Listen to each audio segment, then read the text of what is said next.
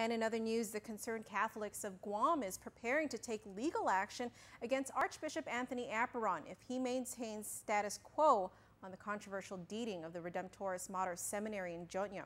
Before taking him to court, however, CCOG says they want to give the Archbishop a chance to right what they believe are his wrongs. The controversy surrounding the Redemptoris Mater Seminary has been brewing for several years, with little to no response from the Archdiocese of Agana, and as a result, the Concerned Catholics of Guam is now planning to take legal action against Archbishop Anthony Apuron for allegedly deeding over a multi-million-dollar property to a third party illegally. Tim Rohr, a Catholic insider, spoke on behalf of the group. They have two courses of action. One would be to a civil court and another would be through a church court. Taking legal action, either in canonical or civil court, is more of a last resort for the CCOG, but it may be necessary in order to get back the RMS that they believe was given away to a third party that is in no way a part of the Archdiocese of Agana. But first, the group says they want to give Archbishop Apuron an opportunity to set things right.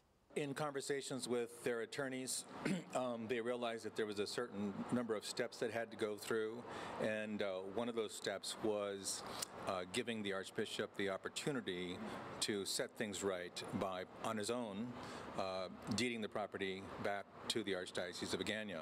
The CCOG and many Catholics on Guam have voiced their concerns about the RMS, as they believe that Archbishop Apuron conveyed the property, reportedly worth between $45 to $70 million, to an organization outside of the Archdiocese. There are a number of steps the Archbishop must take, but essentially it all comes down to the execution of a grant deed. So in order for the property to be returned, those documents needed to be drawn up by an attorney to be recorded at Land Management. Rohr says it would first take passing a board resolution, since Archbishop Apuron is the chairman of the board for the RMS. So we have to start with somebody, and he is chairman of the board of RMS. So we're presenting those documents to him in his capacity as chairman of the board, then for the board to then act on the resolutions that were required to authorize the deed.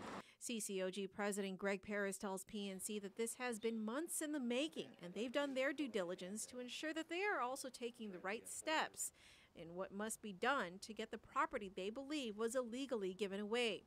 In April this year, the Archdiocese responded to these very concerns, publishing online answers to questions regarding the RMS.